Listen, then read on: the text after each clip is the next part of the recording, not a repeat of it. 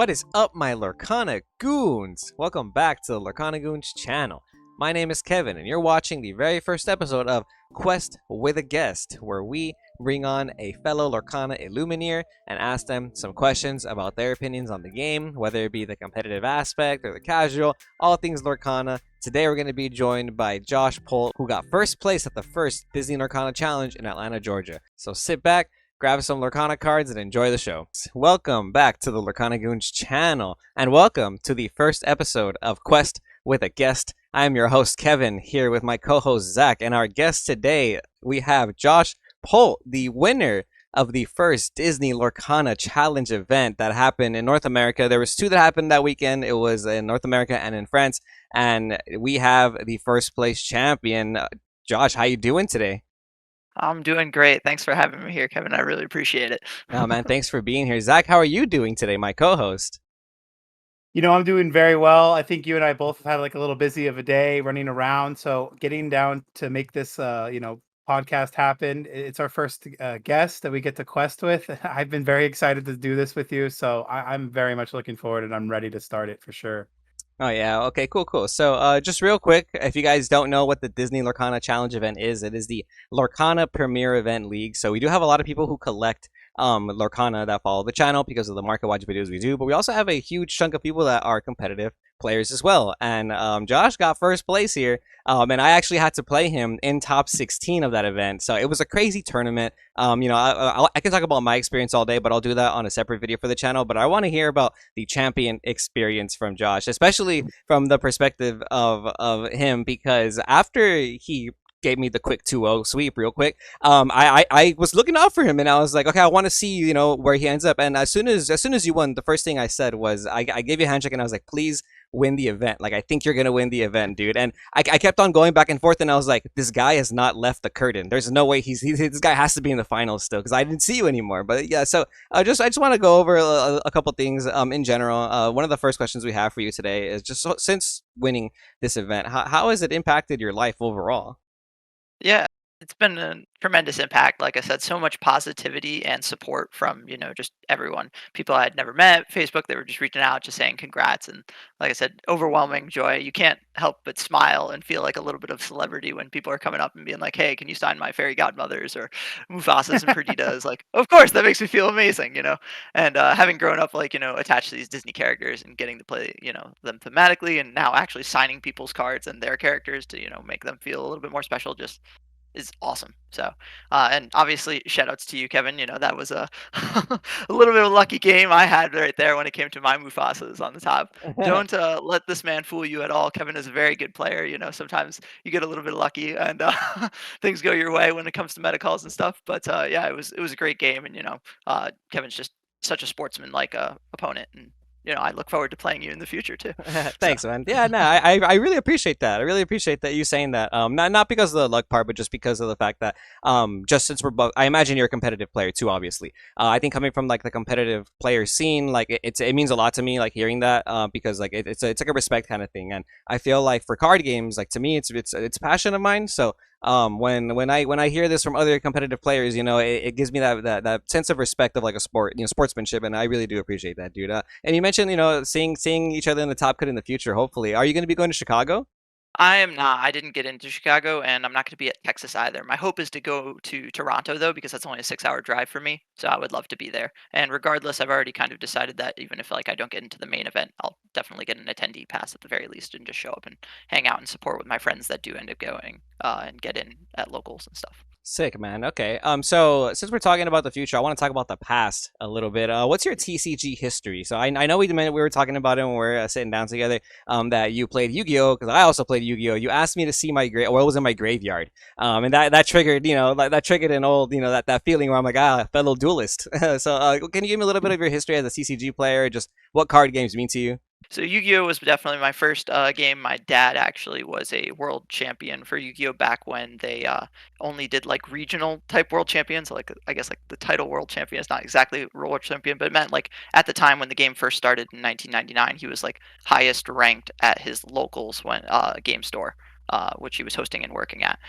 So him playing, throughout college, and then, obviously when I was born, he was like, "Oh, here I have all these cards. I'm going to teach you how to play and stuff." And I just picked it up and loved card games ever since. I had such a nice locals, and even though I got absolutely destroyed at them as a kid, by the adults playing and stuff, I couldn't help but love the competition. It's like you said, you kind of have like that respect for those opponents, and there are still many players I looked up to just because of how much they were willing to teach me the game, and having that competitive drive and not being discouraged and still being welcoming is like a huge thing I strive for as well. So I love to see that like in Lorcana, hopefully as well translated, and it seems like it has for the most part. Majority of those who come to locals, everyone's very accepting and willing to, you know, help them out, find their cards that they need, and teach them more about the game. So Yu-Gi-Oh gave me that stepping stone into it, and obviously it also impacted a lot of my card choices and decision trees when it comes to graveyard reliance strategies and things like that, or looking at your graveyard, for example, knowing how many be prepared or friends on the other sides you've played. Just keeping that card count track. As you know, in top 64, it's a huge advantage to know exactly what cards are in your opponent's deck. So being able to look at their graveyard and just determine, okay, well, they have this many resources left, is definitely like a nice advantage. So Wow. Okay. So there's a couple things to unpack there. So number one, you've literally, yeah, you grew up with card games around you your yeah, whole life. Clearly, if all if day. if one of your parents was showing you card games since you're just a wee His lad. first crib was probably made out of cardboard. Yeah, right. Like I said, his first crib was one off of local tournaments and prize cards. No, that's really cool though. What the heck, man? Yeah, I didn't know it went that far back. So you were playing like Yu-Gi-Oh during like starter deck Kaiba, like when that stuff was like a thing too. Starter deck Joey was like one of the first ones my dad had given me just because I liked Red Eyes Black Dragon a lot. Nice. But that quickly transitioned into like, oh yeah, I need to actually play like meta cards and stuff. I'm Yeah, like, oh yeah. okay, and still appreciating, of course, the TV show growing up. But yeah, I definitely had a nice insight from my dad. He was always competitive at card games no matter what, and especially my grandfather too. Like even though he didn't play like Yu-Gi-Oh or trading card games, he was a big spades player. So every Mm, time I would go up to his house for my grandfather's, it was always like, oh, we have to have like game night, and whatever game it was always about being competitive about it.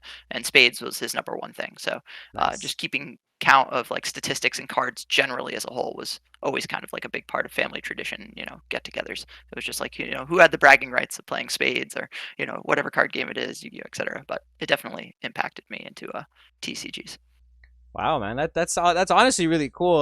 What does your family think about you being a champion now for a card game? I mean, my dad was ecstatic. He was watching the feature match live for the finals, and Nice. I spoiled the surprise for him because after the delay, I Mhm. called him. I'm like, "Hey, by the way, I won." He's like, "Oh my god, I'm still watching you play the cards."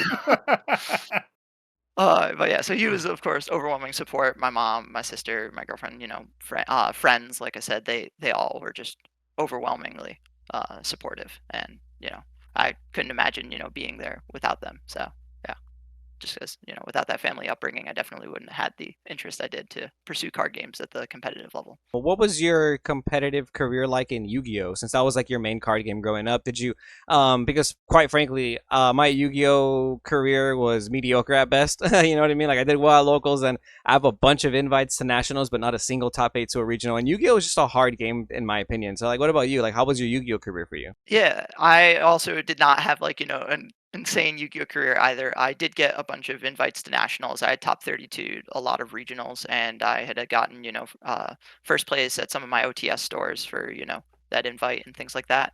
Uh, I went to nationals only once though, even though I had my invite for other years. It was just the only year that I decided to go was 2019.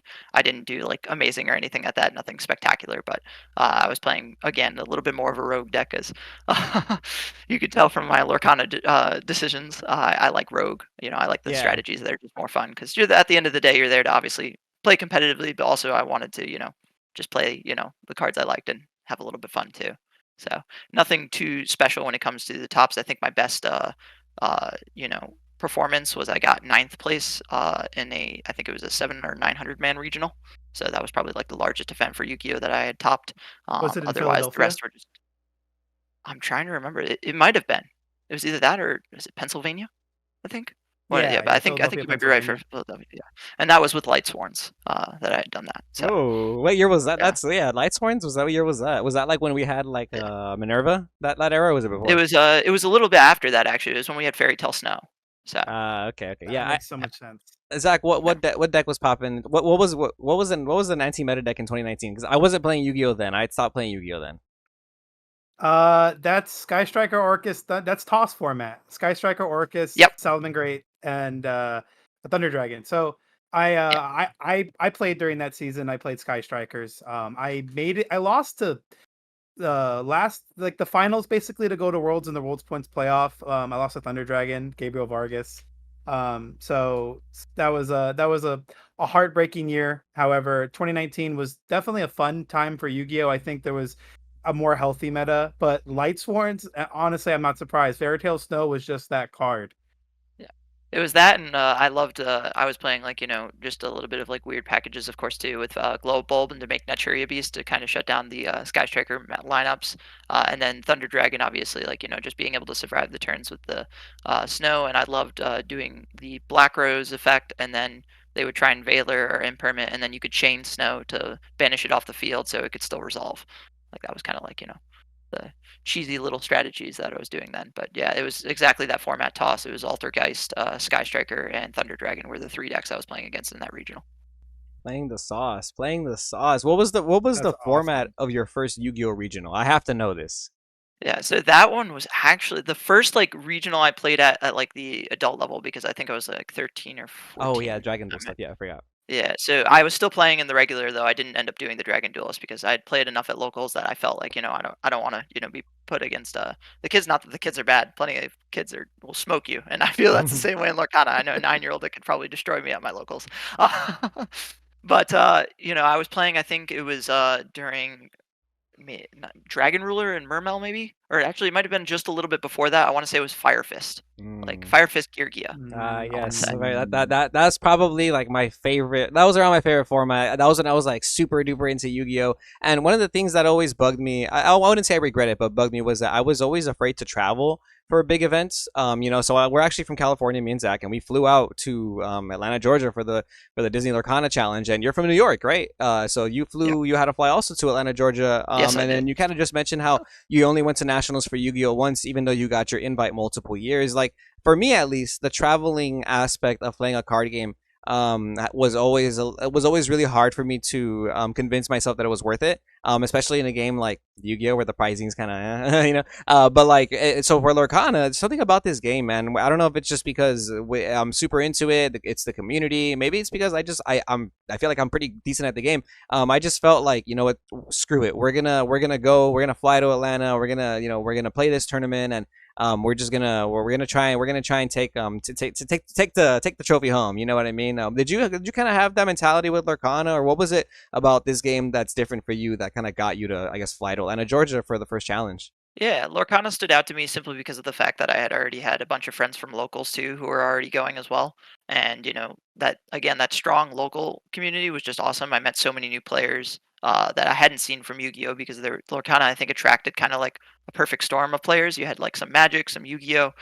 People who played just only online Hearthstone. Like I played a lot of Hearthstone too, and I do feel like this game's mechanics are the most similar to Hearthstone. Mhm. So I think that that perfect storm kind of just dragged in a bunch of players that was like, oh, we all have like these things in common. And of course, you start talking about your favorite Disney movies and things like that, and the connections were just like firing instantly.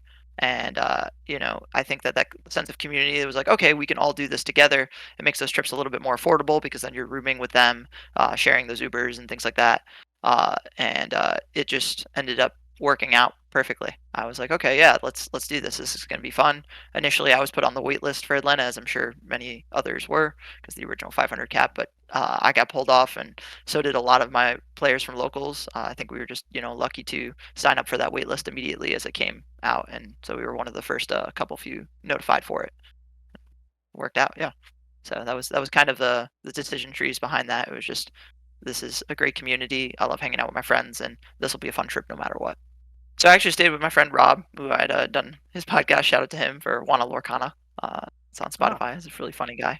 But I roomed with him, and then my friends Keith and Kelly also were at the same hotel. So we were able to essentially, while we had two separate rooms, still be able to Uber all together to the same place. Nice. I saw you taking a picture with the crew at the end of the event and Yes. everything. Was that them? That was them. Yep. My girlfriend and Rob we shared the one room, and then Keith and Kelly were in the other room. So yeah, but again, all at the same place. And Xander was also there as well. And I've probably played a bunch of red purple matches against him along with Kelly. So great practice as well. But he ended up having to get a different hotel just because his flight was a little bit different out of Albany. So what was the transition playing from playing one TCG to another? Because you kind of mentioned how Lorcana had this perfect storm of players, Magic players, former Yu-Gi-Oh players, Disney fans. You as a player of one game coming into another, like, how did you feel? Do you have any advice for any people learning the game, or even, like I said, transitioning from one game to this one? I think like the biggest piece of advice is just to obviously not think of it as the same game, right? I think like there are a lot of mechanics that are similar, and you can definitely take a lot of strategies from other games, but realizing that the mechanics are still very different, especially inking and mulligan. Those are like the two things I would say like for new players you really want to focus on because obviously what you start within your hand influences the curve and how you play the rest of the game. So that's one of the biggest decision trees just straight off the bat that I think a lot of people might overlook, especially in card games like Yu-Gi-Oh, where you don't have that mulligan. And Hearthstone, you get that, so that's a plus from that in Magic. But and then inking is also another huge thing. That's something that you don't have in Magic or Hearthstone, where the idea of like, okay, well these cards, is it going to be helpful in this matchup? Those final decisions to figure out what's going to be the best decision to get rid of, and realizing that you only have so many copies or that kind of thing is just such a huge part of the game. I think that that's like the biggest learning curve to differentiate them from other games. And so learning the mulligan and what to ink, I think, are like the two biggest steps in the right direction. What I would recommend for like any beginner player, like just kind of practice those two things. As far as when it comes to their other card game history, take away a lot of similar things. Treat your competitors with respect. As we said, like that's a huge thing. And then also take those strategies you might think like derive advantage, card draw, and card advantage in general is always kind of like a powerhouse in card games. So I would say those are probably the best things to just look out for. That's honestly very important, Josh. I mean, yeah, I played Yu-Gi-Oh for 14 years, and I'm at the point where I think I'm going into Lorcana a lot more seriously, and I'll be at Fort Worth, and that is honestly the same weekend as the Nationals, so I made my choice there. But honestly, Josh, I kind of want to know who are you outside of TCGs? What do you do back at home? Yeah, so I'm actually an attorney. That's like my job and takes up most of my time. So when I'm not arguing about cards, I'm arguing about cases. That's crazy. So that's I'd heard someone say, that guy's a lawyer, right? And I was like, it takes a lawyer to be good at Yu-Gi-Oh, so I'd imagine, right? Like, reading What form of law do you solving practice? card text, right? I practice specifically real estate, foreclosure, and trust and estates. I would say most of the time right now I'm doing foreclosure work, so working for the banks, and figuring out whether or not there's enough equity in the home to move forward, and then of course trying to figure out with borrowers ways they can reinstate to try and obviously avoid losing their home, because that's not the end goal of obviously the banks. I think a lot of people automatically assume the bank is the big bad wolf. Like oh, they're going to come after you and take your home. And yeah, the banks aren't perfect either. We've all seen The Big Short, right? But there's obviously also not great borrowers, and there's a lot of resources that and obviously New York is very protective of tenants. So keeping your home is still like the number one priority. They just want to figure out like what the best way to do it is, and refinancing or trying to give those other options. So. Awesome. yeah, that's really noble the way you're putting it. Because obviously a lot of people, or there's just misconception in the cartoons about the lawyers and stuff like that, and the banks and whatnot. But the reality of it is that we all come from certain places. We all got to pay our bills, and I think that's really cool that you're obviously you have this passion for TCGs, and then you have this passion for the work you're doing on the side too. I kept telling Zach, I was telling Zach all weekend, if I win this event, I'm quitting my job. You know what I mean? And clearly, you don't think that way. Clearly, you won the event and you still have a job, so you're a little more. Your financial decisions seem to be a little bit more sane than mine. But it's really I mean, the student loans, that's the main goal, right? Like, you gotta work those out. Okay. Until that Mickey gets sold, I can't quit the job. No, okay. Hey, no, you might gotta win like maybe one or two more Mickeys. Law school's expensive, apparently. I just just a smidge. It's only about $60K a year, on average, right? Oh man, yeah, that's that's like a Mickey. That's like a Mickey a year. You know, it's like a Mickey a year. So you're You know. yeah, you're one down, a couple more to go. Hey man, no, that's really that is really cool though, man. So New York, tell me about New York lifestyle. How do you like? Have you lived in New York your whole life? How do you like it? Would you ever leave? Yeah, I've lived in New York, pretty much my entire life, all locally. I don't live in the city, so common misconception. I actually live like, closer to the capital, Albany, New York, which is, has like that city stuff, but we still have like suburbs and, you know, uh, actual like trees and things. Mm. I'm not taking like the subway to work, essentially. I still commute to work like normally. The as far as when it comes to Albany in general, I'm like I said, very lucky that the card stores are, you know, promptly around. There's a decent amount of places I can always go to locals. Like I've got locals Monday, Wednesday, Saturday. So there's 3 days a week. Those are just the three I go to because I have time. But there's actually technically one I think on Tuesdays and Thursdays as well.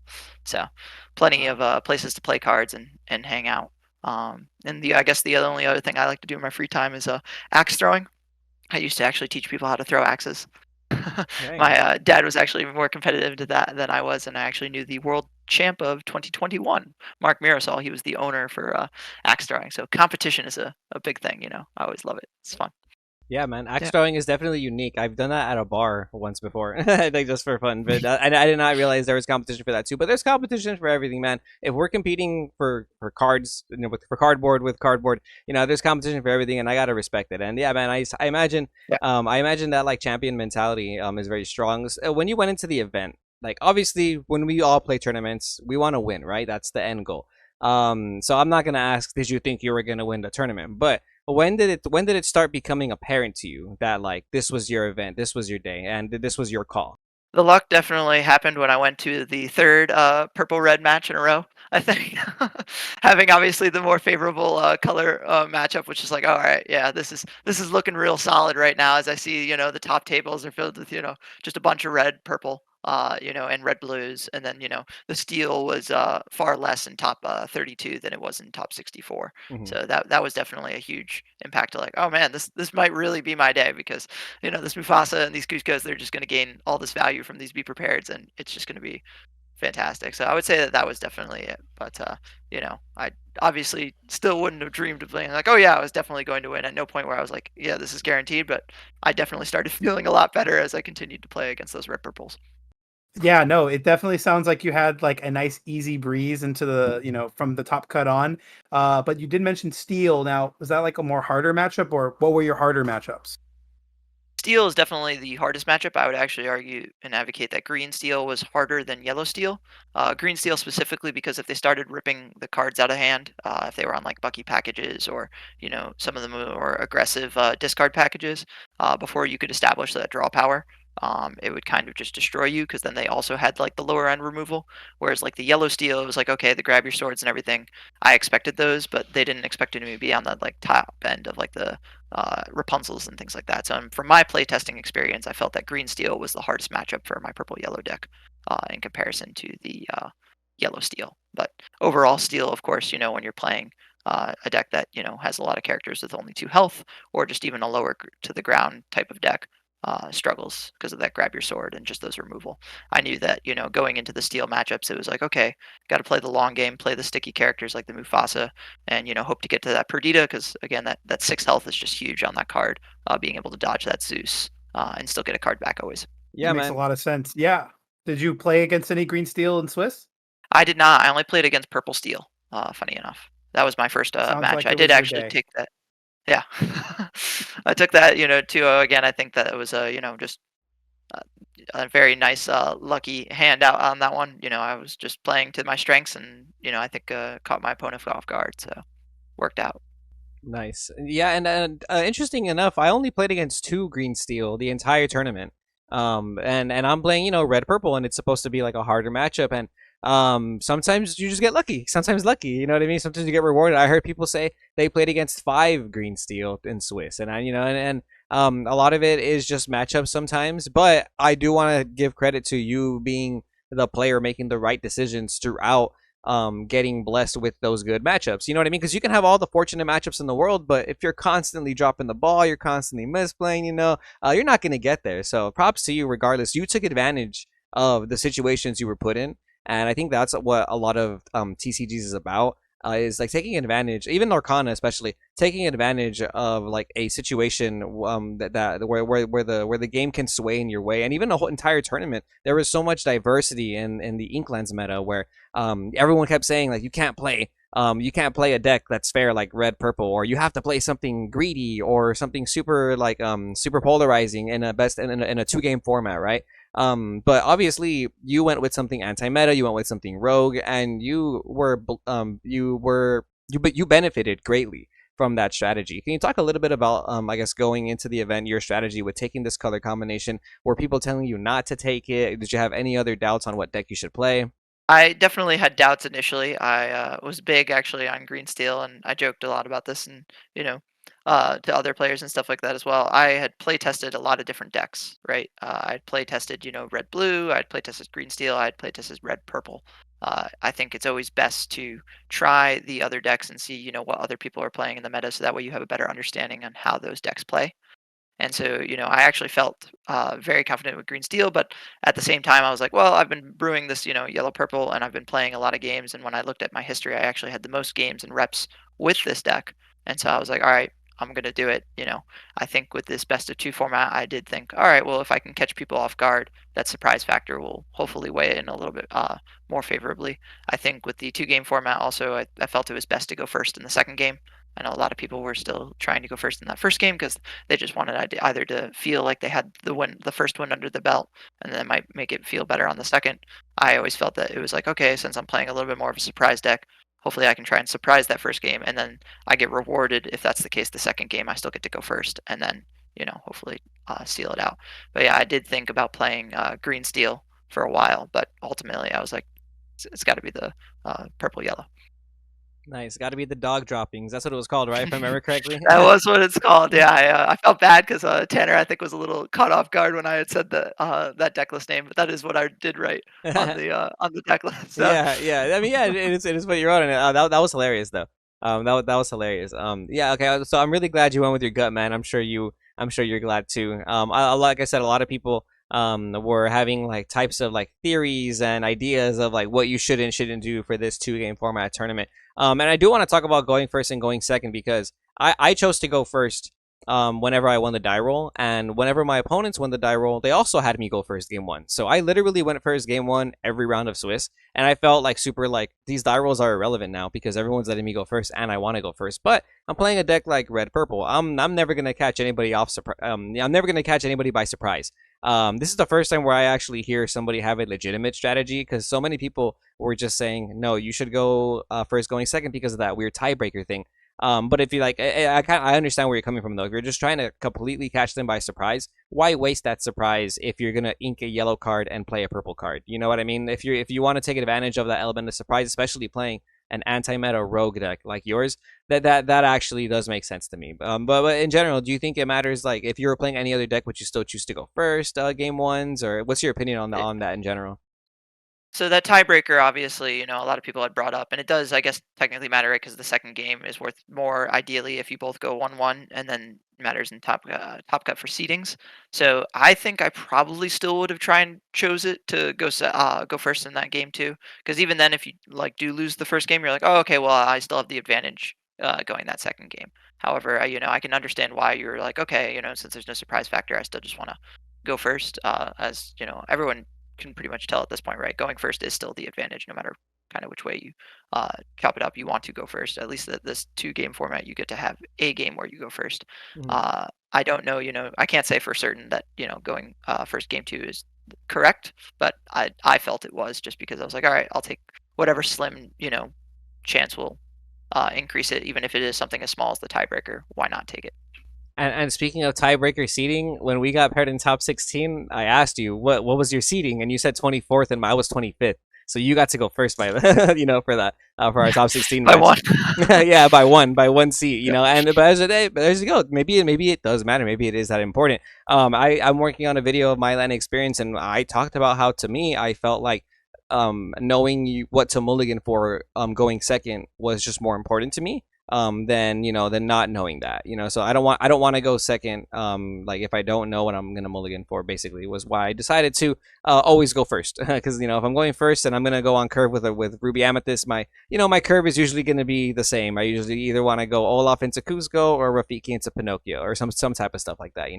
Okay, man. Well, thanks for that. Thanks for that bit of advice. Maybe the seating does matter. But either way, I think like you said, going first, going second, you have the point is you have to owe your opponent as much as possible. So like in your day one of Swiss, what was your day like? How many 2-0s did you get? How many draws did you get? And like when did you get them? Yeah, so I got 5 2-0s and 4 1-1s was the overall final record. I chose to intentionally draw with my last opponent, which luckily for me was a green steel. So, got fortunate enough that that was my round 9. But I think it was 3 2-0s on red purple and then 2 2-0s on red. Or no, excuse me.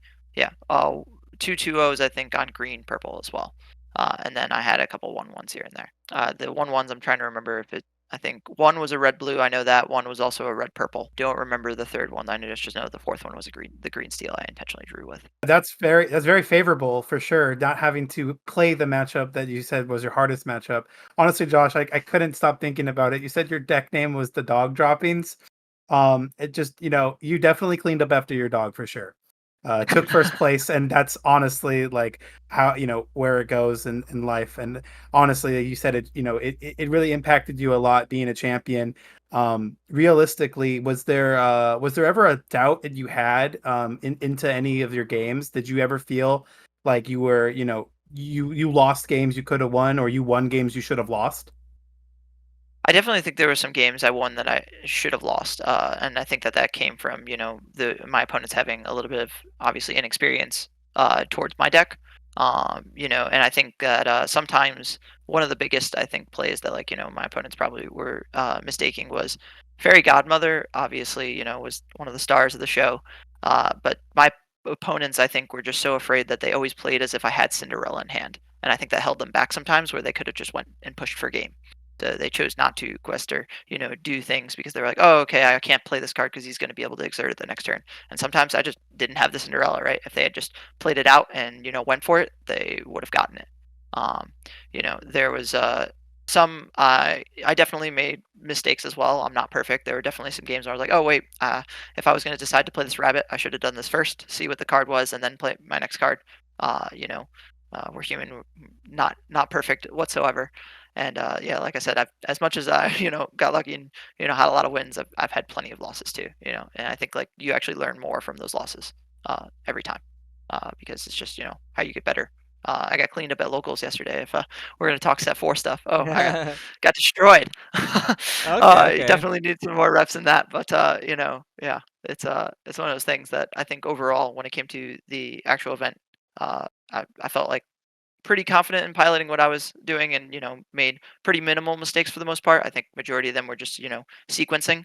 But none of them that I felt like were going to cost me that game. Whereas I think like some of the ones on my opponents, I think were just fear. And it was not only just fear of like Fairy Godmother, but also of Mufasa, right? They're like, oh my God, what could it be? That anticipation. Sometimes if they just had pushed for it or, went for it, it wouldn't have been as bad as they made. That makes a lot of sense. You brought up set 4, and I like that we now know you're not going to be at Chicago. If you were at Chicago, I would not ask you to spoil the details of what you were going to bring. But since you're not going, what would you consider, and what have you been testing in set 4? Are you still on the Laker colors?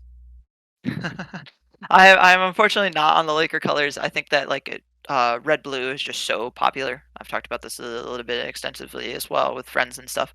And that popsicle and that ice block with the Sizus.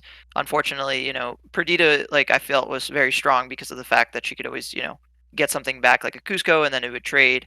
But the only source of physical removal was Be Prepared or Medusa. And now it's like red has Sizus, Brawl, and the Medusa on top. So it's like the perfect storm of cards that are just like, oh, look, we not only have options that remove her, but we have options that do it so cheaply, right? Like the 3 drops, and even those characters that you can, get up to a little bit more attack, like the Fairy Godmother at 3. The ice block ends up just moving it down 1, and now it can get hit by the big Sisu, or better yet, if they have a second ice block, now it's getting hit by the little Sisu. So that red blue just seems like it's a very dominant force at my locals. I don't know about how you guys are feeling against that, but that and then green steel I think are the two obviously like meta contenders at the moment. That Diablo, if it comes down early or with those Buckies, they just start ripping your hand apart on turn 3 or 4. I think it's difficult to establish maybe the same uh, play line strategies that I was doing obviously with that deck. So I don't necessarily think that it's super strong going into set 4 at all. I think, in fact, a lot of just removal and counters have been put into the game that make it very difficult to pilot that. Yeah, definitely. I buy and sell cards for a living if you didn't know, but the thing that happened right after I got back from the challenge was somebody came up and was like, "Hey, do you have 4 Perditas, 4 Fairy Godmothers?" And I even thought to myself, if they're trying to build it for the set 4, is it that good still? I don't think so. And that was my initial thought. So thank you, Josh. You definitely made an impact on the market. Yeah, I was gonna say That we have was a lot that. of we had a lot of Market Watch viewers, so you guys heard it first from the man himself. Sell your Perditas. I'm just kidding. Nah, I still but think the Perdita is like a great card. yeah, That's another thing too. Like, future wise, like I don't think that card will ever like, be terrible, right? I mean, it essentially says it's a, one that always pitch grabs something back, and that's just such a strong effect on not only play when also questing. It's just as of right now, due to the fact that the meta the way it is, that red and blue just destroys it so easily. I think, if more attack buff cards or, ways to give it ward come out, it can definitely be a powerhouse again. But yeah, I think right now at this very moment, she is not very strong, unfortunately. no, and I agree with you. I'm glad you cleared that up because I was in the Market Watch videos. I was also obviously talking about how those cards shot up in price. And by the way, if you didn't know, if you didn't see TCG player on those cards, like you straight up like caused the buyouts on foil legendaries. That was an awesome weekend for the Lorcana Goons Market Watch because that was hilarious. And one of the things I was saying was like, hey guys, like not to say that these cards are bad or anything, but I don't know if even Josh is gonna play this next format because I feel like these cards don't synergize very well with the meta we're going into. So thank you for clearing the air there. But a lot of people, man, they definitely look up to. People love non-meta players. I love non-meta players. I be playing non-meta decks on Pixelborn ladder. Like I be just cooking up at random stuff. You know what I mean? And I have friends that'll always tell me like, why are you wasting time playing green red or something like, or why are you doing that? And like, what's your opinion on the idea of making fun decks, anti-meta decks? Any advice you have for people who want to stick to that and not necessarily play green steel or blue red going into set 4 because it's a very meta dominant format. I get what you're saying. Yeah, I think that, you always got to try those fun decks, right? Like that's how you start thinking outside the box and you stop like, just automatically shooing cards away. I think that one of the biggest issues is that a lot of people like to net deck, right? It's like, oh, okay, well this works for somebody else, so it has to work for me.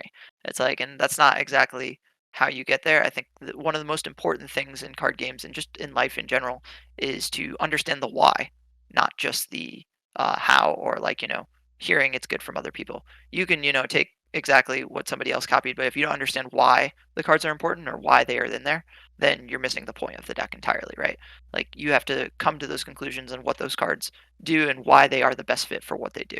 And the more you understand the why, the better you get at making those outside of the box plays or thinking about those anti-meta decks. And again, that comes from experience and lots of losses. When I was first playing dog droppings, I had plenty of losses on that deck. There was points where I wasn't playing Mufasa, points where I wasn't playing all characters. I had played Pride Lands. I used to play the Pinocchio instead of the Fairy Godmother package. And again, like all that came from just constant plays over and over and being like, okay, well, how do I try these cards? Or okay, I'm struggling with Queen's Castle. How do I get my characters big enough to deal with that? Oh, well, Fairy Godmother might be able to deal that. And those types of things, getting all those synergies. You got to try and figure out and think about those other ink colors that aren't seen everywhere, right? Because they're going to show you combinations and interactions you might not even think of. And even if it's just not because you want to play anti-meta, but it'll actually help your even meta decks a little bit more, right? Because certain combos aren't like just stuck to just this deck. It's like, oh, okay, well, like if this red card is good in red green, it might actually also have a place in red blue, right? Or the meta deck that actually exists at the time. Right, right. So, all these changes, you made with testing the deck, either taking out cards, putting in cards. I have to assume that you were playing Pixelborn when doing some of these some of this testing and changes. were you using Pixelborn as a tool to help you test for this event? And if you were, how do you plan on preparing for events going forward now that we got the news that Pixelborn is no longer going to be alive? So fun fact, I actually had I would say more reps in person, simply because I have such a healthy locals. My challenge events were close to the 30-person mark each time. And my locals, I want to say we have about 10 to 15 players showing up on Saturdays and around 10 to 15 on Mondays. So not like a huge amount, but enough that I felt that I could just sit there and play constantly multiple games with them. So I actually had the majority of my play in person. I definitely had a decent amount of reps on Pixelborn just because it was available, right?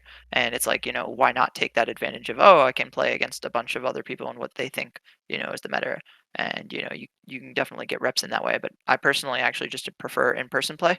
I felt that as great as Pixelborn as a tool, just getting to network and play with people that obviously aren't in your local community, it definitely had its a little bit of its flaws. I think that one of the biggest things was the time.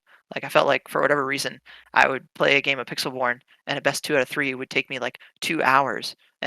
Meanwhile, a best 2 out of 3 like in person would take me like 20 to 30 minutes. Uh, you know, like max, even some of the longer games. So I felt like that rope and the amount of time some people would play on online was just much slower. Like that lack of personal interaction, that back and forth, I think is like what makes card games so special. The whole idea of trading card games is to trade and be part of that community. So I always say like strongly advocate for playing in person as much as you can, because I think that that's what separates the best players and great players. You can be a great player playing online and not going in person, but having that in-person interaction, actually playing the cards physically, makes a huge difference, especially when you're trying to then go to a big event where you're going to have to play 9 rounds in person. As far as like for the future, uh, you know, without Pixelborn, obviously, I think that the biggest thing that hurts right now is just Lorcana YouTubers such as yourself and stuff who want to have that content. Like I think obviously it was a lot easier to do that, on Pixelborn because you could play with anybody anywhere and that allowed your subscribers and stuff. I do hope that Disney will make their own platform eventually for it, because I think that or Ravensburger, I guess I should say, more specifically, will make their own platform, because it brings in more people to the game, right?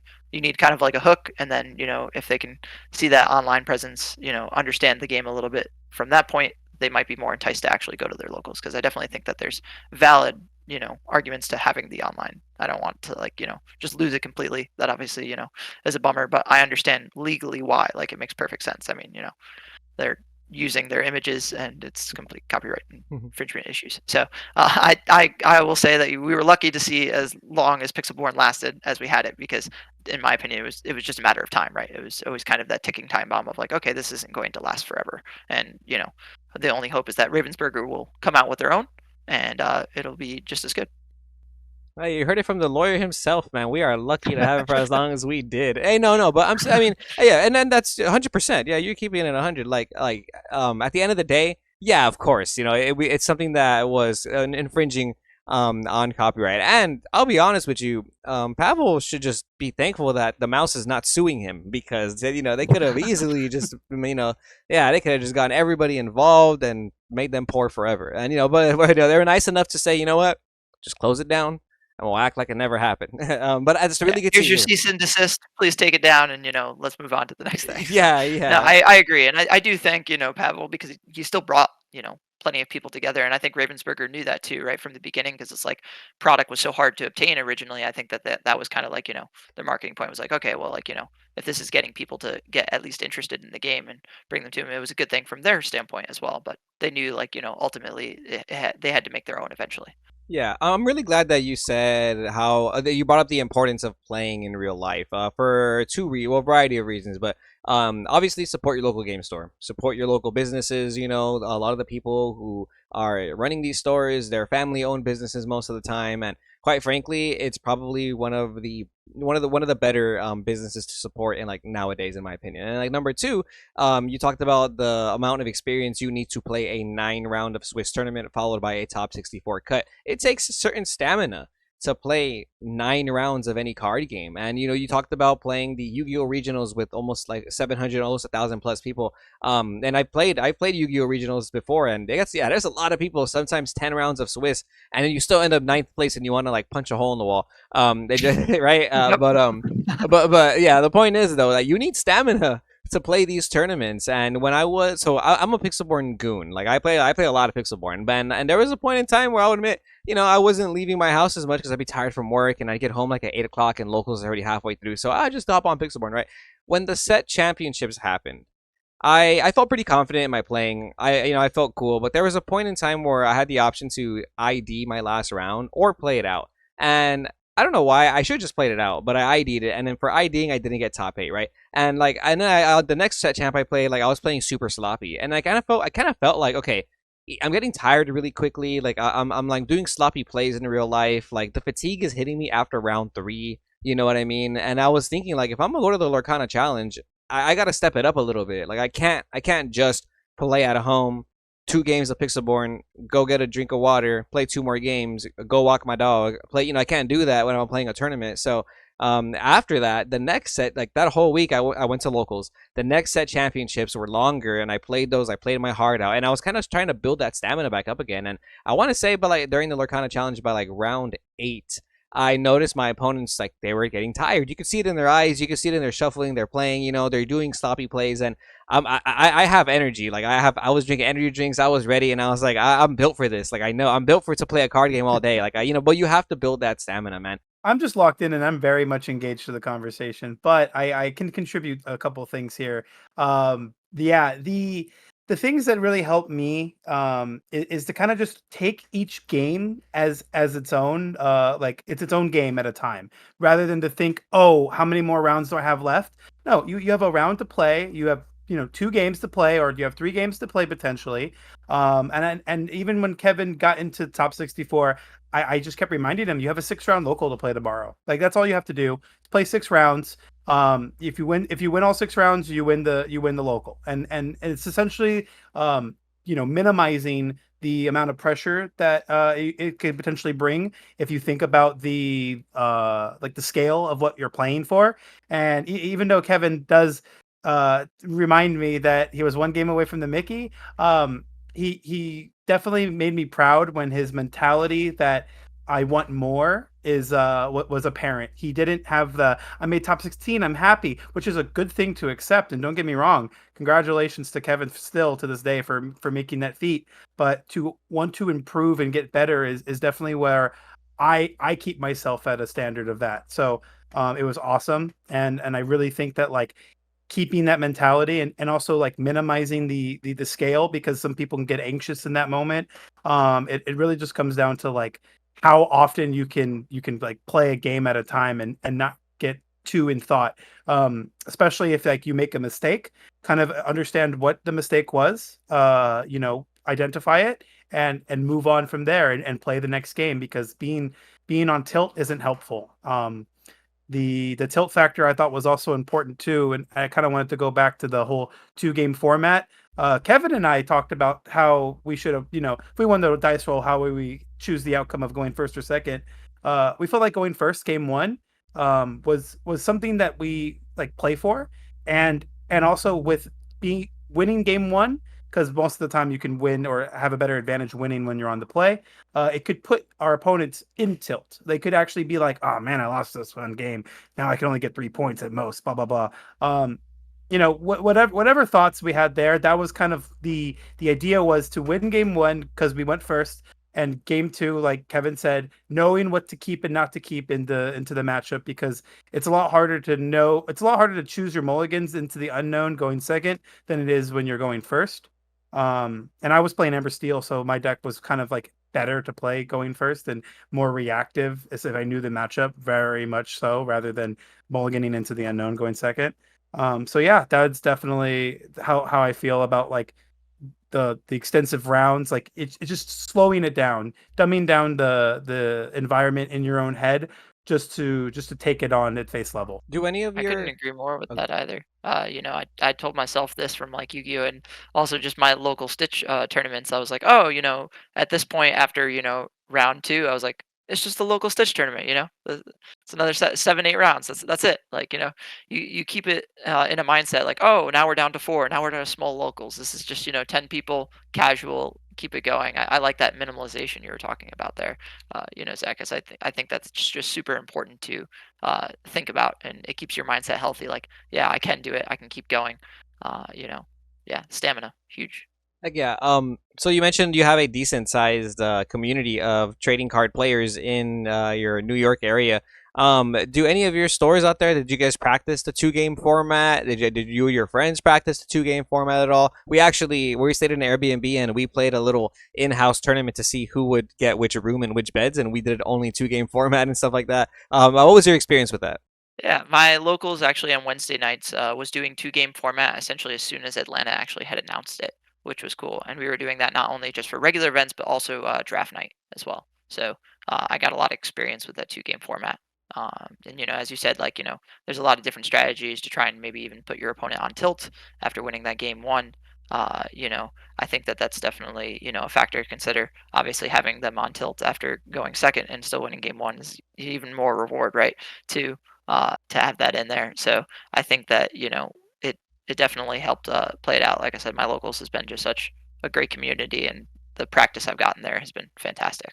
What was the reaction of your local community when you walked in as the first Lorcana champion? So I actually had went last Wednesday as well, and last Wednesday it was like a standing ovation. Everyone on the East Coast had started clapping. It was insane. They were like, "Yeah, so you on watched your game, your feature."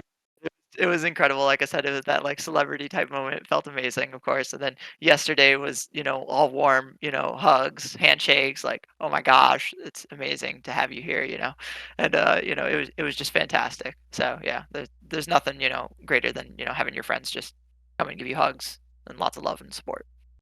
I was just gonna say you looked ecstatic when you were up there claiming your first place. And then you had to just rush to the airport as soon as you were done. That's what I saw, right? Like as soon as you were done claiming your prizes, you Yeah. had to run right to the airport. So we didn't I even get I to really felt so talk. bad too because I wanted to stay, like, obviously, and, just get to meet everybody, take pictures, and, hand stuff out. I was like, "Oh my gosh, it would've been so cool to, stay, hang out with you," and, had done, like, deck profiles, signed cards, whatever. Like, it just would've been so much fun to do that immediately after the fact. But I was like, "Oh crap, I'm not going to miss my flight home because that's gonna be a problem."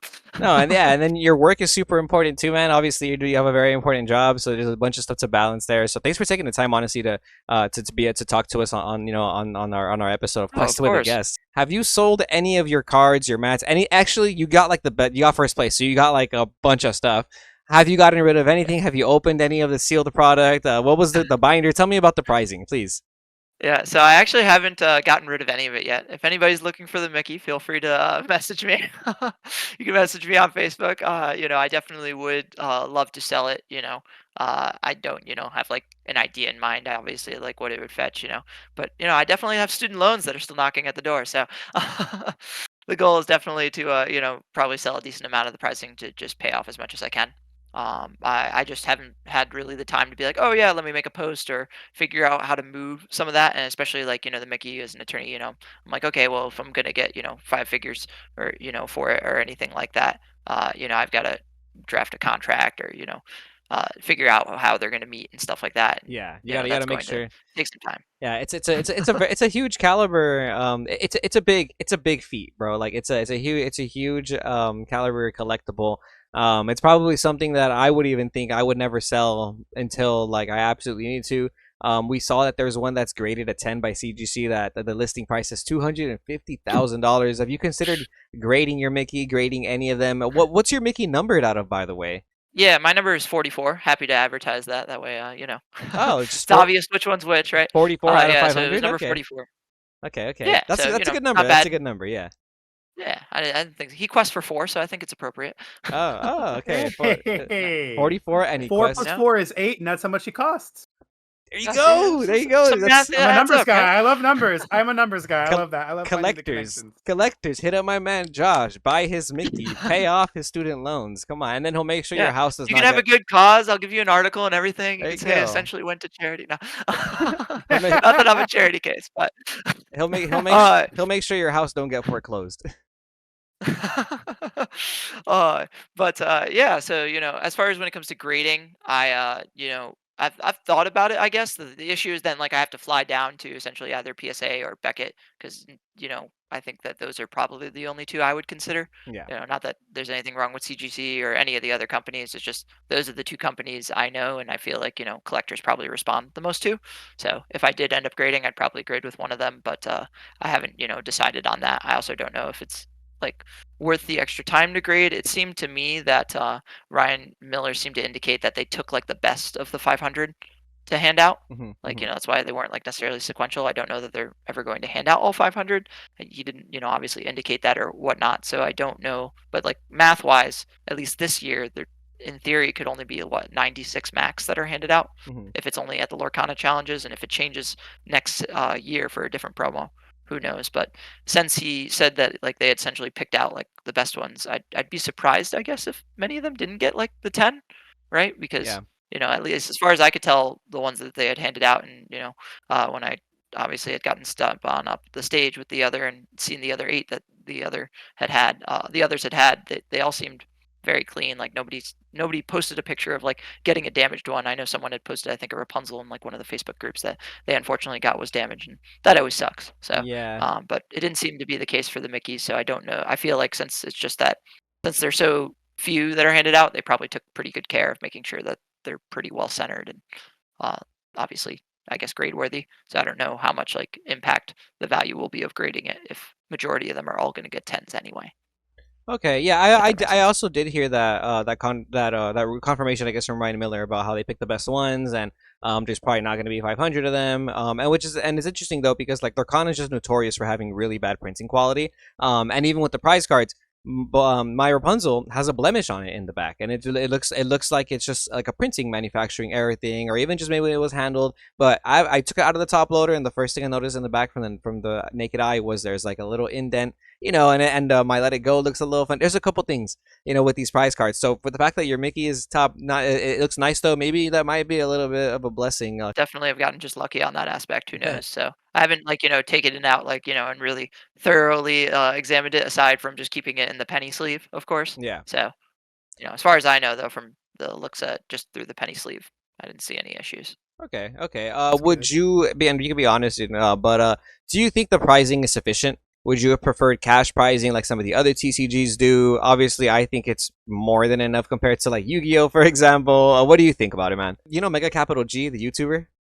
I do. Did you see his video? I heard he shouted out me or Yeah, something like that. That was that's you were super in his awesome. video. You were in his video for a cool minute because he was talking about pricing and tournaments and comparing it to Yu-Gi-Oh, and he talked about Lorcana for a long time, and he was like, "This is Joshua Polt, and he's a former Yu-Gi-Oh player." And I was like, "Oh, there he is." Yeah, so I got to hear your opinion on this, man. Like, yeah, so do you think the Yeah. pricing sufficient? Well, how do you feel about it compared to Yu-Gi-Oh pricing, et cetera, et cetera? Absolutely. In comparison to Yu-Gi-Oh pricing, it's night and day, right? I mean, Yu-Gi-Oh pricing, unfortunately, and I'm sure you know this as well, Zach, it's just not where it needs to be. Uh, obviously everyone always wants cash, right? Because then it's like, it's one less hurdle you have to go through versus actually having to sell a prize card. At the same time, like I understand, legally wise and how much it costs them to print the cards is, much cheaper. So from a business standpoint, it makes perfect sense for them to actually give cards out instead of actual cash because the more loopholes you have to go through that, and then it's no longer considered a child's trading card game, right? It's considered a effectively almost like potentially gambling, although again there's hazy laws on that too depending on what state you're in and all sorts of stuff. But as far as when it comes to prize support, I can't complain. I'm very happy with what Lorcana handed me. So essentially I got the Cinderella playmat, which was 100 tickets because that's what you get for winning, and then the Rapunzel playmat, the Rapunzel, the Let It Go, the Cindy, all of which are $1,000 plus, right, on each one of those cards minimum. And then what the playmats can fetch, not exactly sure, but they also gave me a case, so that's really nice. The Mickey, who knows what number it's going to go for, but either way, still a great amount of money ideally. And then also one copy of every card in foil, including the Enchanteds of set 3. So that's another what 2 to 3 grand. So overall, like just the Spoils. amount of prize support for first, yes, I cannot complain. No, I think it's night and day. I think Yu-Gi-Oh definitely needs to step up their game for what they're handing out, considering like Yu-Gi-Oh's had larger event sizes, right? And first place did not get anywhere near that amount. In fact, I think what's the Yu-Gi-Oh like YCS prize card go for? Maybe 5K Five tops. hundred. 500. Maybe the 500. I trophy. was gonna Maybe say the it's not even that trophy high. So goes excuse for me. that much. The trophy itself Yeah, is like maybe the 4K. trophy. Excuse me. Yeah, Yeah. I forgot because the prize card's also the same that's handed out to the top.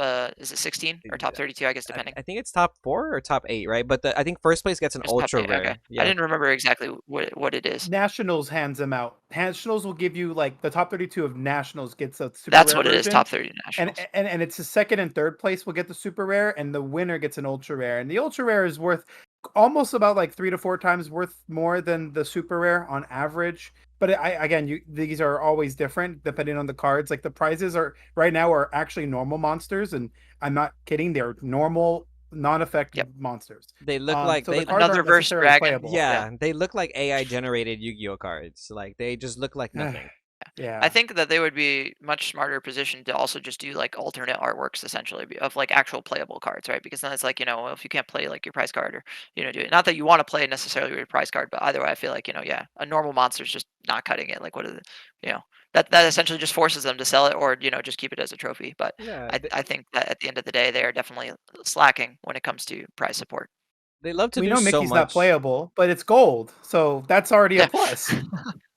exactly. They love to do so much in Yu-Gi-Oh with Dark Magician and Blue Eyes. Like, why don't they just make them prize cards? Like, it just doesn't make sense. But that's a whole nother conversation for a whole nother YouTube channel. But I do want to ask I always joke that it's a shame that if they were going to do normal monsters, I always felt that like the prize card alternate art should be like it should look like the ones in the show, where right like the normal monsters don't need to have text; they could just have the block, and then the entire card could show like an actual blue eyes white dragon that looks like the one in right. the show. Would just be way cooler, right? Yeah, like the anime Take some version. Yeah, notes. Konami Exactly. PR, take some notes. yeah, and they're watching. They're watching the Goons channel. They got to keep up, man. Josh, I got one question for you, Josh. There is so I attended the challenge, as you know. I stayed till the end. I watched the ceremony, and there was something I noticed. Ryan Miller knocked the Mickey out your hand. How did That was that not Ryan exchange Miller. I go? think it was actually the head judge. But yeah, I think it was just No, they were moving moving fast. not throwing It Ryan Miller happens. under It the was bus. I'm sorry. it's a mistake. They were trying to reorganize it. I think he just didn't realize and bumped it out of my hand. But luckily, I was fine. Thank God it was in a top loader. The whole crowd was like, like as soon as that happened, bro. Like, it fell flat. I double checked myself. I was like, oh my God, I hope I didn't just damage this card. No, it was. Thank God it was fine. Not a single corner or anything. No scratches. Obviously, like I said, lucky it fell flat. I guess and not upside down. Right. since we are playing a Disney Lorcana game, are you a Disney fan in general? You ever been to Disneyland? Like, tell me a little bit about that, or is this just a game you're playing? Yeah, I'm a huge Disney fan. I was very fortunate enough to have my grandmother, my nana. She would take me and my sister to Disney World every other year. So she had a timeshare, and essentially she would bring me one year and then my sister the next year. So I grew up loving Disney from the age of like 6 and on, and was a huge fanatic. People always probably ask like my favorite Disney movie. My favorite Disney movie is Brother Bear. Hoping eventually we get cards for them. So would love an Enchanted Kenai and Coda. That would be awesome. That's crazy. Yeah, that's Ravensburger, fingers crossed. blast from the Someday. past. You should have told Ryan Miller. Please make Brother Bear. Now that I now that I've won too. But so yeah, I'm a huge Disney fan. Like been like I said, just grown up infatuated with it. Disney World is one of my favorite places on planet Earth. It's just so much fun, so many memories with family and friends there. So yeah, What's your favorite ride at Disney World? my favorite ride. Ooh, that's a really tough one actually. So uh, when I was a kid, I'd probably say it was like the Rock and Roller Coaster, just because I loved roller coasters. Now I really enjoy the Toy Story Mania game. I Okay, think it's okay. so much fun. Studios, I love that. Avatar would probably be a close second because that ride is just mind blowing. Like how cool it looks, and being able to ride you know the was it Navi their version of essentially a dragon. um, Yeah. that world immersion is just insane. So yeah, I would say that those are probably the top contenders now. But yeah, Okay, yeah, I still need to take a trip to Disney World. I go to Disneyland maybe like once every couple of years. The passes used to be so cheap, but now they've made it super expensive, at least out here.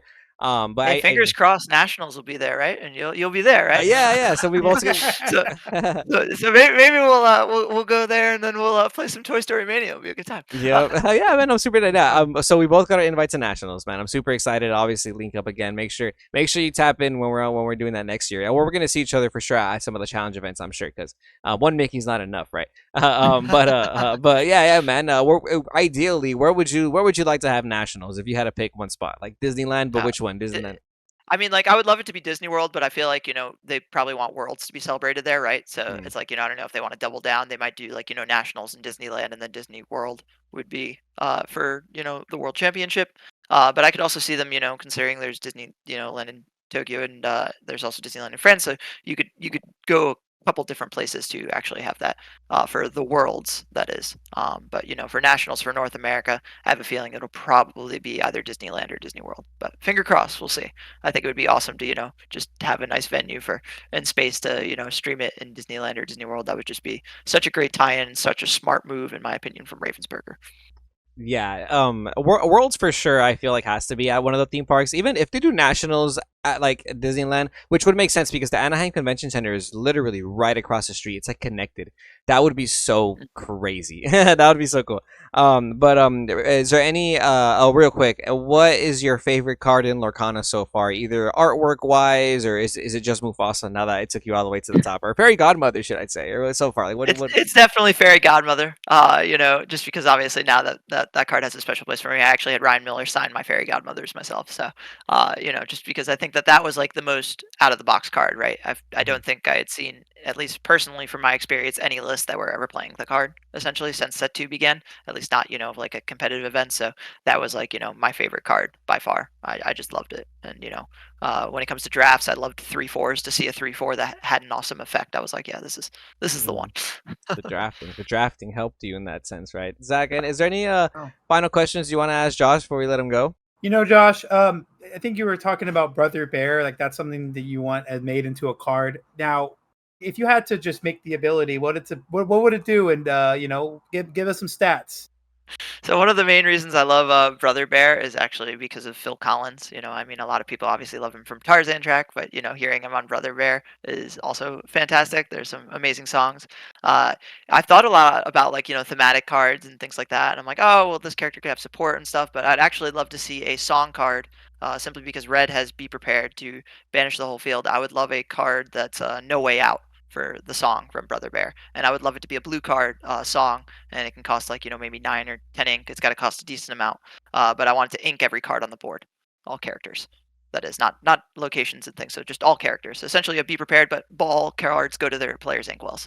I think that would just be awesome and thematic. Because like you're trapped in this situation. They don't actually die because like the whole idea and theme of my opinion of Brother Bear is that like they get to go to this afterlife, right? Like the light where the lights touch the earth and become reincarnated as the animals and that kind of thing. So I feel like making them ink rather than banishing them would be like a really unique way to kind of convey that message from the movie. So that would be the idea of my card would be No Way Out as a song that just inks everything. That's an awesome card. If it ever happens and it literally all characters go into their players' inkwells exerted.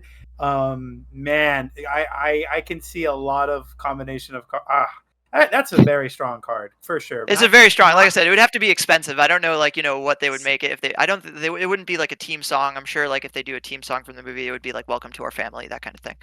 Time, Mm. that kind of stuff. So they definitely could do team songs from Brother Bears. That salmon run scene. But yeah, I think that the No Way Out is the one I would love to see get the card that has that type of effect. But who knows? Nice, Brother Bear. Definitely a unique answer to that question. I haven't heard people bring that up as their favorite. And yeah, a mass, let it go, like a mass ink, sent to the inkwell. I think was what Lorcana needs right now, especially with this whole Bucky format thing running around.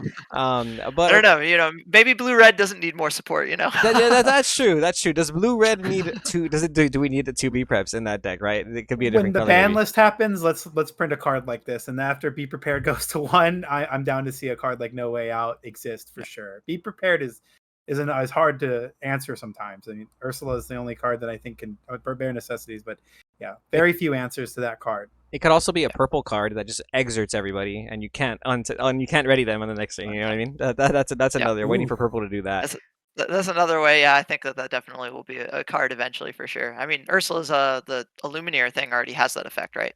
Yeah, Like the yeah. uh The the, her the two player the thing. flood. So Yeah. Oh, yep, yep. Overall, what was your opinion on the two-game format? Sorry to bring it back to the competitive stuff. I kind of no, forgot to you're good. ask. Like I said, I'm happy to be here. Happy to answer questions. Hopefully, we haven't made the listeners sick of me yet. Nah, bro. Nah, I'm. So as far as the two game format, coming from other card games, Yu-Gi-Oh, I'm so used to the best 2 out of 3. I do think, obviously it doesn't feel great when you don't get that third game when you go 1-1, right? I understand. I did like the fact that essentially time never felt like an issue, at least for me personally.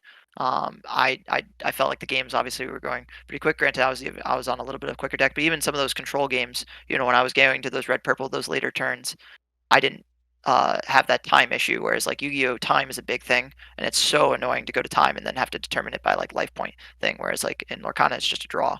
That is a nice aspect of it. However, I would prefer, I think, to have the best 2 out of 3 all the way. I think that having it in just top 64 is kind of like a takeaway. It's like if you're gonna do one, then maybe it should just be the one. But obviously, you can't do that in top 64 because you need to determine a winner. So it's like, why not just do the best 2 out of 3 all the way through?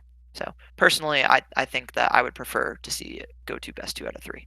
Oh yeah, I think a lot of people share that sentiment. The two-game format, while I feel like we did see success in it, wasn't my favorite either. It did feel like getting it felt like getting a draw felt like a loss, and getting 2-0'd was just unacceptable. So like same thing, you didn't like you nobody 2-0'd you, and I kept telling myself all day, don't let anybody 2-0 me. Like then I just because it just feels like that is like such a huge like blow to your record if you're trying to make it to that top cut.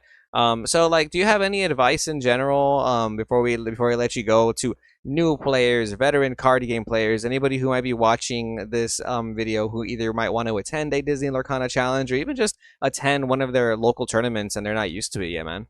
Yeah, I would say just definitely try it. Like, be open-minded, go give it a shot. Like, what's the worst thing that happens? You try it and you're not a fan, but I think that like, even just going to that that local card game store, you'll meet some new people, and it's no different than any kind of other league night you might do from like a bowling league night or something like that. Just getting to meet other people and talk about something you're passionate about and enjoy. It's a lot of fun. Just definitely give it a shot. I love the way this game is panning out to be. I think like, it'll be a contender for a while. I think it's here to stay, and that's awesome. Like I love the card design, movie thematic. There's something for everyone, right? Like, I think there's those that are like, "Oh, I'm just a Disney hater. I hate Disney." It's like, "Okay, well like can you really hate all of Disney?" Like I think that's really tough. You're grouping up a lot of movies. Like, I can understand you might not like Disney overall and like, it's different, but there's got to be something you might like, right? Like there's just so much that it's such a large category of like films and obviously IPs and stuff like that now, that I think that it's got a little bit of catering for everyone. And I think, like I said, the game's done a really good job of having that perfect storm of different mechanics from different card games. That I think it's taken some of those best things and gotten to almost maybe improve on it after getting to see how card games have evolved over the last 20 years, right?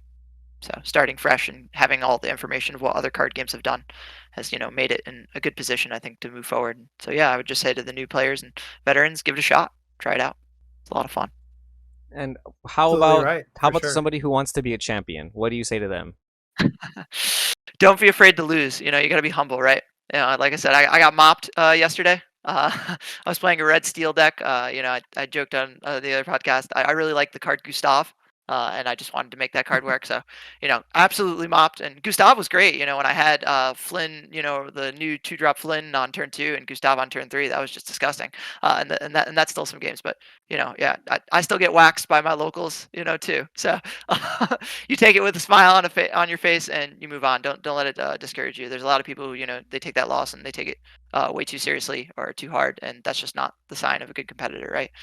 Like I said, Kevin, I couldn't have asked for a better opponent, and I mean that genuinely. When it came to all my top 64 opponents, they were very nice. They took it very sportsmanlike, and you can't ask for that. And the only thing I can say is return that the same way, right? And trying to become a champion, you're going to lose, and you got to suck it up, deal with it with a smile on your face, and move on and keep looking to improve.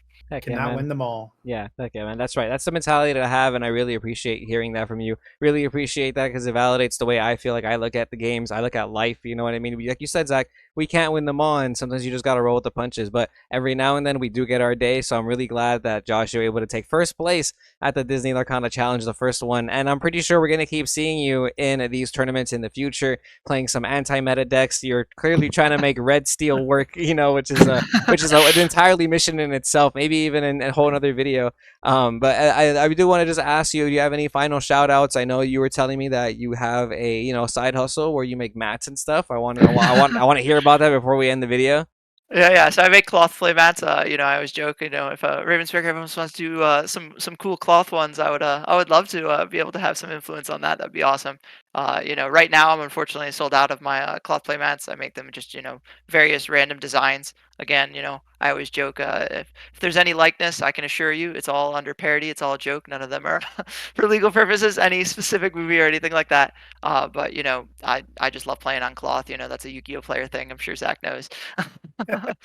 There's Yeah. an addiction to it. So, but in the future, I definitely intend on making some more cloth plyo mats, and especially some with some just original designs. So I'll send you one as well, Kevin. Because thank you so much for having me on. You can see that cloth mat when it gets to you. I've got Yeah. his address, so I promise that'll be going out to you soon. And give an honest opinion. That's the other thing too. I Oh always yeah. say I was very fortunate enough to see a lot of people at the event actually already playing on my playmat, and that was just it blew me away. It made me my heart melt. Like, oh my gosh, thank you so much. Like, my customers like it, and just makes me happy. So yeah, I definitely would love to make some more playmats in the future. It's definitely a plan. Okay, I man. like to Oh, slide my cards on them for sure. Like you cannot slide cards on a rubber playmat. It's atrocious. do you have like a page for or a website for your playmats? Unfortunately, not at the moment, but I am working on it. So Okay, hopefully okay. in the future you'll see an LLC with a name and everything, and it'll be more official. For sure. In the Oh yeah. meantime, if somebody really wants a playmat from you, how can they find you? Just add you on Facebook. Just add me on Facebook, send me a message. I'm generally pretty good at going through majority of the messages, even those, like I said, when I got overwhelmed, I'm pretty confident I got back hopefully to, a decent amount of them. I hope the majority of the ones that actually needed a response, they heard from me. So that was the main thing too. So, but yeah, definitely just add me as a friend, and yeah, and if you pop up in my messages, if I've got any new mats in store, I'm happy to give one out.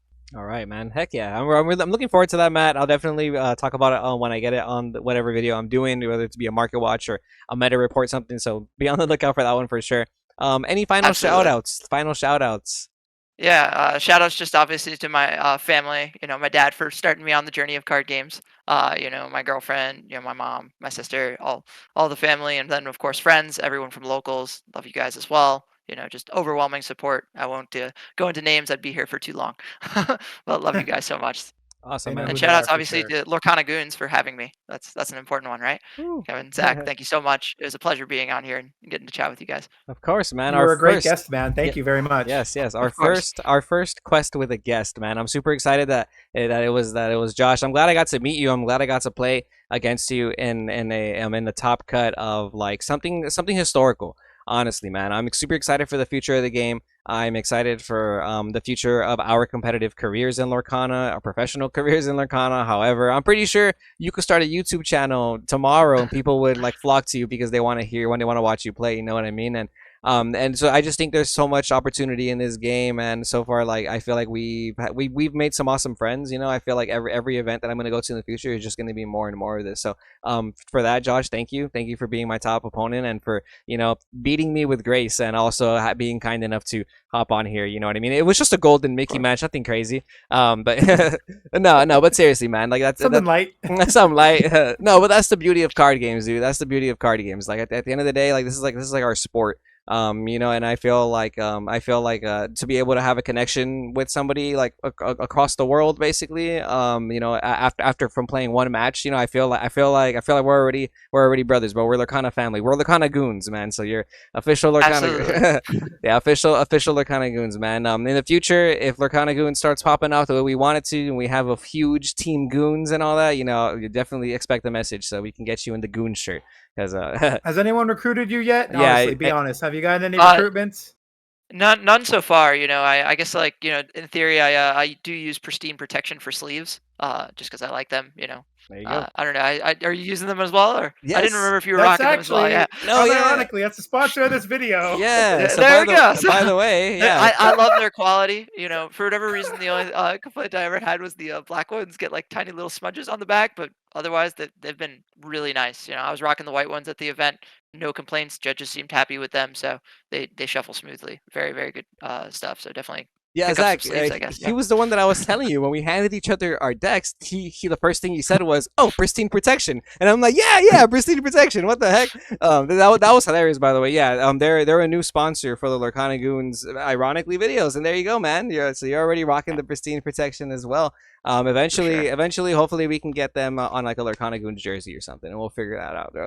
No, we But gotta get them Hey, to I make mean, Lorcana printing Goon jerseys and stuff, sleeves. I sublimate not just mats. So if you guys are looking for T-shirts or something, and you have the design and the shirt you want it on, maybe let me know. I can definitely consider trying to help out with that stuff. oh yeah, 'Cause man. I've got a huge press, like my 110%. press is 30 by 40 inches. So like if you got a plan before Toronto, like I said, I'll be there. So if you give me enough advance to make some stuff, I'm happy to give it a shot for you guys. See what you like. Heck yeah, man! I'm gonna definitely stay in touch with you because we want to get this Lorcana Goons merge going. Obviously, a lot of people are very interested in that, and I'm sure a lot of people are very interested in, getting it from the quality of the Lorcana champion. If you're making mats, and I trust the quality of the shirts. But, I am gonna call it a day. We've kept you here for almost an hour and a half, picking your brain and getting a lot of information from the first Disney Lorcana Challenge champion from North America. Man, once again, congratulations, dude. I can't say anything other than just congratulations. Very well deserved. You're an awesome player in terms of your technical play and the way you look at the game. And just talking to you that day and talking to you now just reassures me that the championship couldn't have gone to anybody more deserving. So congrats again, Oh, man. thank you so much, man. I appreciate it. Of course, like I said, Right. guys, if you want to find Josh on Facebook, Adam, at Adam on Facebook, Josh Polt, and if you want to keep following Lorcana Goons, be sure to like, comment, and subscribe if you are a Lorcana Goon and you like this content, because it does support the channel. And remember to stay tuned to Lorcana Goons for more content. Zach, do you want to say anything before we go? Guys, this was our first episode of Quest with a Guest, where we want to lore for more. So make sure to stay tuned for the next episode. We'll see you goons next time.